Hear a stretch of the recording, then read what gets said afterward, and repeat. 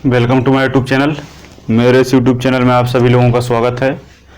Ethics की series हमारी लगातार चल रही है और उस सीरीज़ का ये पार्ट 6 है ना। पार्ट 6 है।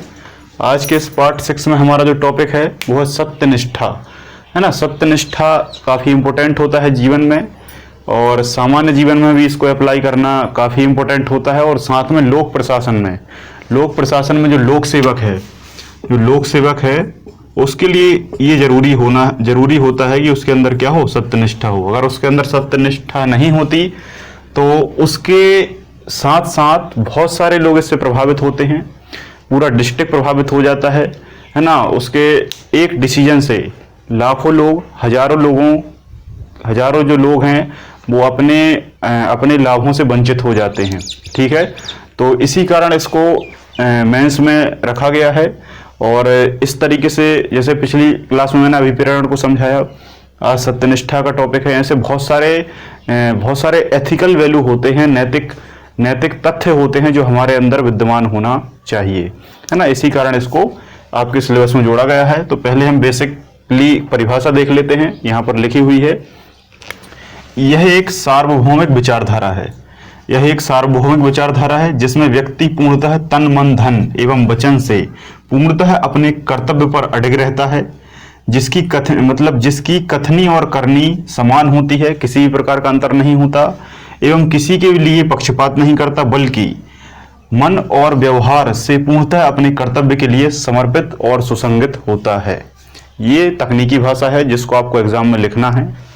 लेकिन अगर इसे हम सामान्य शब्दों में समझें तो यह एक सार्वभौमिक विचारधारा है। मतलब ये है कि इसको आप सभी जगह अप्लाई कर सकते हैं, है ना। मतलब ये है कि विश्व में सार्वभौमिक का मतलब होता है यूनिवर्सल।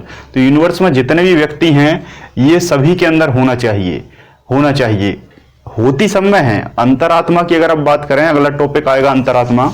तो अंतरात्मा की अगर आप जब आप आवाज सुनेंगे तो कहीं ना कहीं आपको लगेगा कि ये हमारे अंदर होता है। लेकिन जो बाहरी दुनिया है, जो बहुत सारी भौतिक चीजें हैं, जो मानवीय आवश्यकता हैं, उसके कारण इसका क्या हो जाता है, लोप हो जाता है। जैसे आपने देखा होगा, मैंने मानवीय आवश्यकताएं पढ़ाया था। मानव की जितनी भी आवश्यकताएं हैं वो आवश्यकताएं धीरे धीरे बढ़ती जाती हैं कि भाई उसको गाड़ी चाहिए, बंगला चाहिए, है ना, बहुत बड़ी फैसिलिटी चाहिए, हर एक चीज में स्विमिंग पूल होना चाहिए, है ना। बहुत सारे उसके कई चीजों को वो अपनाना चाहता है, बहुत सारी भौतिक वस्तुओं का उपयोग करना चाहता है। और जैसे आवश्यकता बढ़ती है तो वो अपनी सत्यनिष्ठा धीरे धीरे खोने लगता है। कहीं ना कहीं वो प्रशासन में भ्रष्टाचार करने लगता है। तो भ्रष्टाचार ना हो, इसी कारण सत्यनिष्ठा का होना बहुत जरूरी है ना। तो इसलिए सत्यनिष्ठा को हमारे एडमिनिस्ट्रेशन में जोड़ा गया है और यह एक सार्वभौमिक विचारधारा है। कभी भी आपने देखा होगा कि आपके अंदर ये चीज होती है लेकिन इसे हम मिटाते जा रहे हैं। कैसे? जैसे आप कभी भी कोई गलत काम करते हैं, जब आप गलत काम करते हैं तो जैसे ही उस गलत काम को स्टार्ट करते हैं तो आपके अंदर की अंतरात्मा ये जरूर कहती है कि ये काम गलत है। जैसे आप रिश्वत ले रहे हैं तो थोड़े समय के लिए, है ना, माइक्रो सेकंड के लिए अंतरात्मा अंदर से ये जरूर कहती है कि यार ये जो रिश्वत तो तुम ले रहे हो, ठीक है ले लो, फायदा है, लेकिन ये कहीं ना कहीं गलत है। रिश्वत लेना आप जानते हैं कि ये गलत है, आप जानते हैं कि इस पर सजा दी जाती है, आप सब जानते हैं।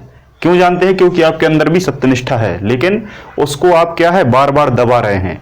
तो वो धीरे धीरे क्या हो जाती है, लोप हो जाती है, खत्म हो जाती है। तो उसी को हमको क्या करना है, हमारे अंदर डेवलप करना है, ताकि समाज का डेवलप हो और सभी का डेवलप हो। तो सार्वभौमिक विचारधारा है जिसमें व्यक्ति पूर्णतः मतलब टोटली, ये नहीं कि भाई हम मुंह से कुछ कह रहे हैं और हम कर कुछ और रहे हैं। हमने आपसे कह दिया कि ठीक है भाई हम कर देंगे और बाद में पता चला कि हमने कुछ नहीं किया, है ना। तो तन, चाहे आपका शरीर हो, मन, धन और वचन, जो आपने कहा है, जो आपका मन कहता है, जो आपका शरीर करता है, जो आपकी वचन वाणी हो, सबसे आप पूर्णतः अपने कर्तव्य पर अड़ग रहेंगे। आपका जो कर्तव्य है आप वही करेंगे, चाहे आपको कोई रिश्वत दे, चाहे आप पर कोई दबाव डाले, चाहे नेता, मंत्री, विधायक कुछ भी कहे, लेकिन जो आपके कर्तव्य हैं आप उस पर अड़ग रहेंगे, चाहे कुछ हो जाए। वही सत्यनिष्ठा है। मतलब जिस व्यक्ति की जो कथनी होती है वही करनी होती है, उसमें अंतर नहीं होता। लेकिन कुछ लोग होते हैं डिफाल्टर टाइप के, जो कहते कुछ और हैं और करते कुछ और हैं। आपसे कह देंगे कि हाँ हाँ मैं आपका काम कर दूंगा, और पता चला गरीब का काम छोड़कर एक बड़े व्यक्ति या नेता मंत्री विधायक का कोई पहचान वाला पहुंचा, उसने रिश्वत दी और वो काम उसका आसानी से हो जाता है। आपने देखा होगा गांव शहरों वगैरह में, है ना, कि जो गरीब लोग होते हैं उन तक वो योजना का लाभ नहीं पहुंच पाता, बहुत सारे कार्ड नहीं बन पाते, और जो बड़े लोग होते हैं उनकी सारी चीजें बिना जाए बिना कहे ही बन जाती हैं। तो ये क्या है, ये सब इसका जो कारण है वो सत्यनिष्ठा का है। कहीं ना कहीं जो अपर लेवल का जो एडमिनिस्ट्रेशन है, प्रशासन है, उसमें सत्यनिष्ठा धीरे धीरे समाप्त होती जा रही है। एवं किसी के लिए पक्षपात नहीं करना है, पक्षपात नहीं। जैसे आपका परिवार है, मित्र, भाई, भतीजा, बंधु, परिवार, नाते, रिश्ते, इनका अगर कोई व्यक्ति पहुंचता है तो आप उसका काम कर देते हैं। अगर कोई व्यक्ति आ रहा है, आपको कोई मतलब नहीं है, तो ये नहीं होना चाहिए। पक्षपात आपको नहीं करना, बल्कि मन और व्यवहार से पूर्णतः समर्पित होना है। कोई भी व्यक्ति हो, चाहे बड़ा हो चाहे छोटा हो, आपको दोनों के बीच में अंतर क्रिएट नहीं करना, आपको सबको समान मानना है ना। इसकी और परिभाषा जो है वो कैसे क्लियर होगी, महत्व से, है ना। लोक प्रशासन में महत्व, एक बात याद रखना, जितने भी चीजें हम यहाँ पर पढ़ रहे हैं, सारे टॉपिक, ये सारे टॉपिक सार्वभौमिक हैं। ये सारी विचारधाराएं, ये सारे दार्शनिक के सिद्धांत सार्वभौमिक हैं, यूनिवर्सल हैं, ये सभी पर लागू होते हैं, है ना। तो इन सभी को हमें नहीं पढ़ना।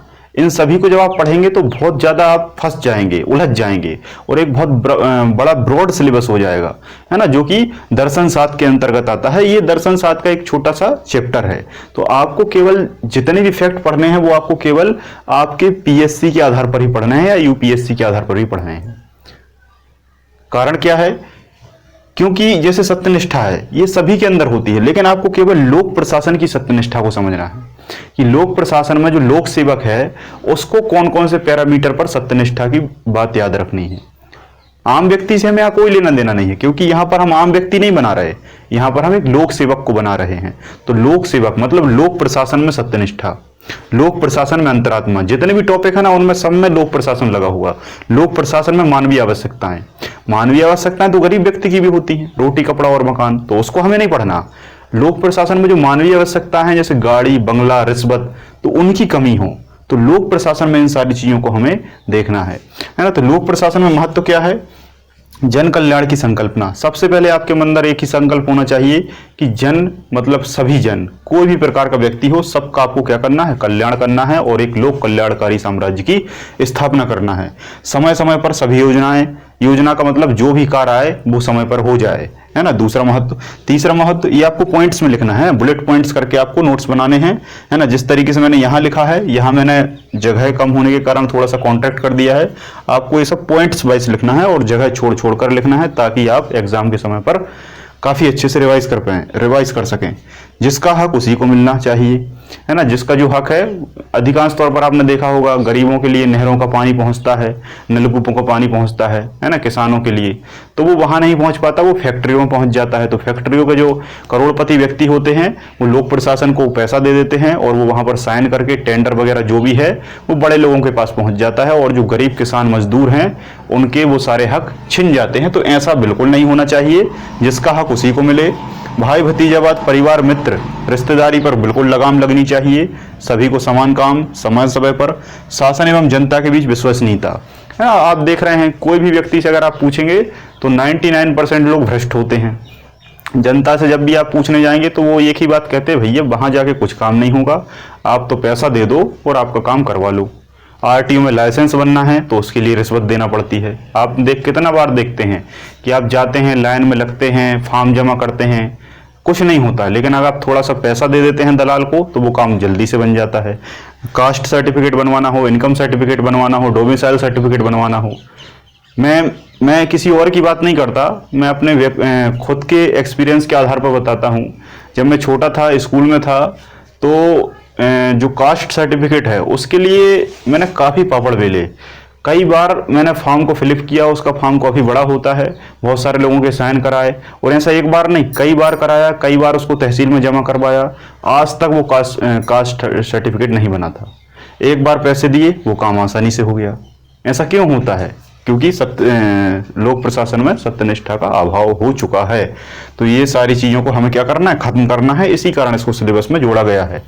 इसलिए मैं आपसे कहता हूं कि यह वो एक सब्जेक्ट है एकमात्र जो वास्तविकता को आपसे रूबरू कराता है। और जो सब्जेक्ट हैं उनका ज़्यादा रोल नहीं है, जैसे हिस्ट्री, ज्योग्राफी, पॉलिटी आप सब पढ़ लेंगे, जानकारी हो जाएगी। लेकिन ये जो सब्जेक्ट है ये आपके वास्तविक व्यक्तित्व को निखार देता है।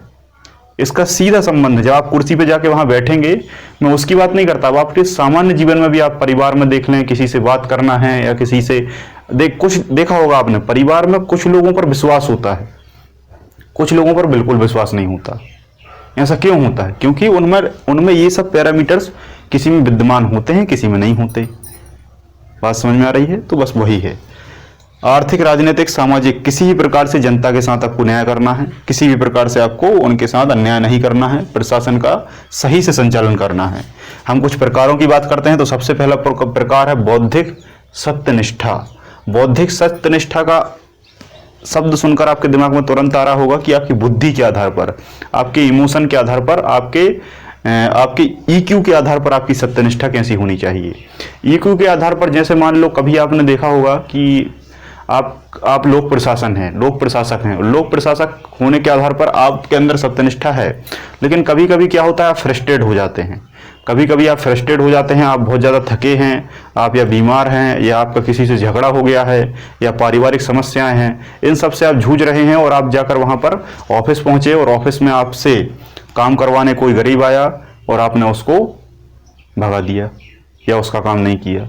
तो कहीं ना कहीं सत्यनिष्ठा आपके अंदर है, लेकिन आप फ्रस्ट्रेट थे, तो आप बौद्धिक स्तर पर वहां क्या हो गए, डिस्टर्ब हो गए, और आपने एक दूसरे की जो बातें थी वो दूसरे पर, आप कहते हैं ना कि एक की गुस्सा दूसरे पर निकाल दी, तो वही हो जाता है। तो बौद्धिक सत्यनिष्ठा में अपनी गलती को स्वीकारना, सबसे पहले आपसे जो गलती हो वो आपको स्वीकारना है, स्वीकारने के बाद उसको सुधारना है, गलती को सुधारना है, किसी और पर नहीं थोपना, किसी का गुस्सा किसी पर नहीं निकालना, आपको बिल्कुल आपके माइंड की बिल्कुल क्लियरिटी रखना है ना, जो जैसा है जिसको देखो। इसका एक मेरा वीडियो भी आया था मोटिवेशन का, उस पर मैंने बताया था कि हमारी जो लाइफ है वो अलग अलग कैटेगरी में बटी है, उसको सारे लोग मिक्सअप करने की कोशिश करते हैं, जिससे लाइफ फंस जाती है ना। तो आपकी जो प्रोफेशनल लाइफ है और जो प्राइवेट लाइफ है, पर्सनल लाइफ है, उसको अलग अलग रखना है, मिक्सअप नहीं करना, ठीक है।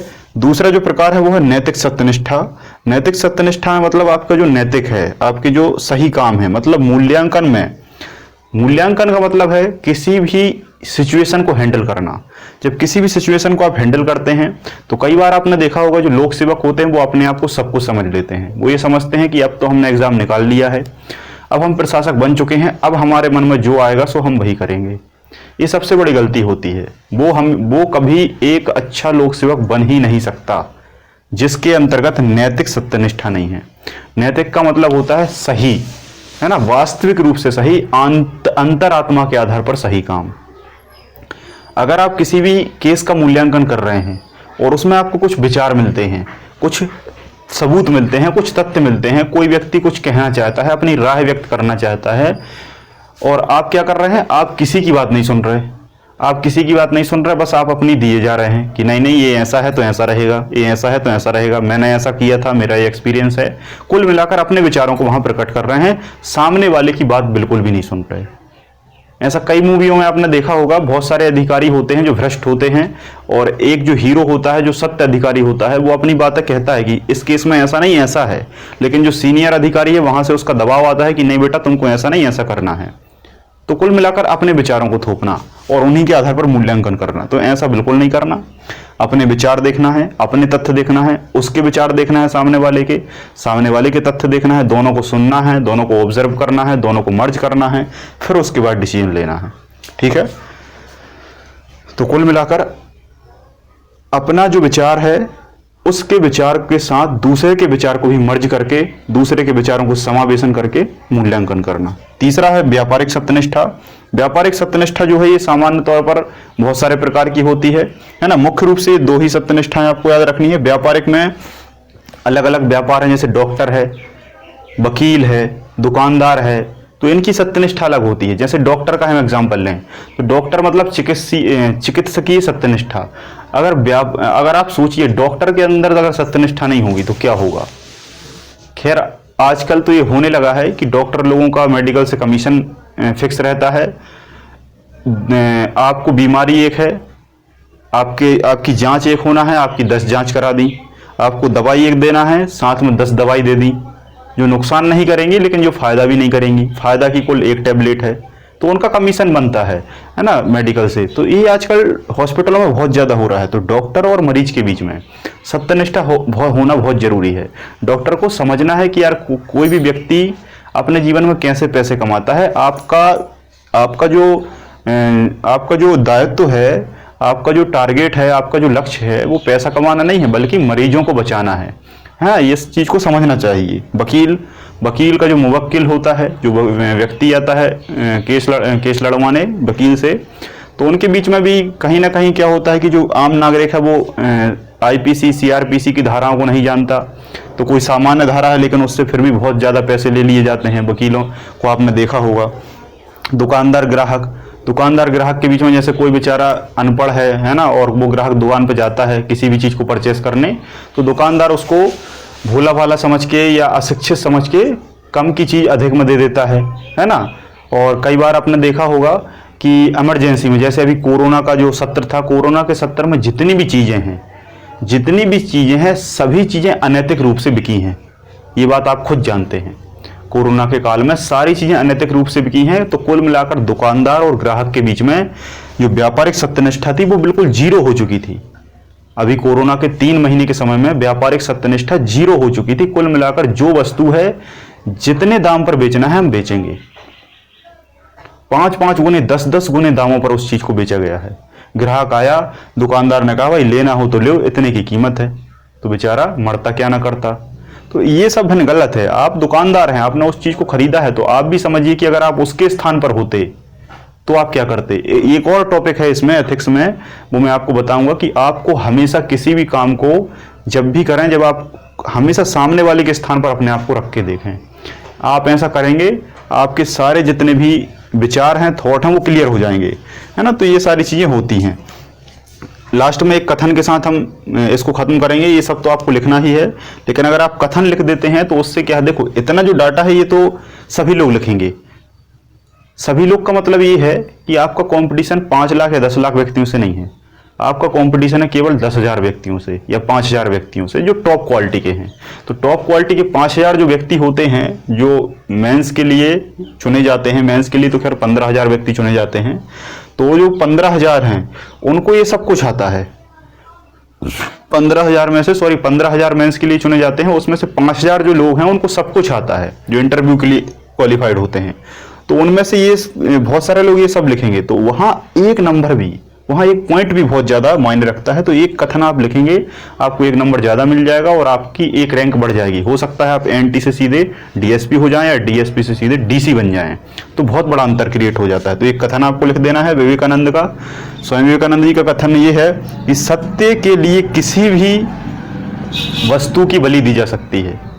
सत्य के लिए, सत्यनिष्ठा की बात कर रहे हैं हम, तो सत्यनिष्ठा के लिए या सत्य के लिए किसी भी वस्तु, व्यक्ति, किसी भी चीज की बलि दी जा सकती है, लेकिन वस्तु के लिए सत्य की बलि नहीं दी जा सकती। ये बहुत बड़ा स्टेटमेंट है कि सत्य के लिए किसी भी व्यक्ति की या वस्तु की या स्थान की, किसी की भी बलि दी जा सकती है। स्थान है तो उसको भी त्यागा जा सकता है, लेकिन अगर वस्तु, व्यक्ति, स्थान के लिए अगर आप सत्य को कुर्बान कर दें तो यह पूर्णतः अनैतिक हो जाएगा और आपके अंदर जो सत्यनिष्ठा है वो जीरो हो जाएगी। तो ऐसा आपके अंदर बिल्कुल नहीं होना चाहिए, है ना। तो आपको ये लेक्चर बहुत अच्छे से समझ में आया होगा, नहीं आया तो एक बार फिर से देख लें। आज के इस लेक्चर में इतना ही। बहुत बहुत धन्यवाद। जय हिंद, जय भारत।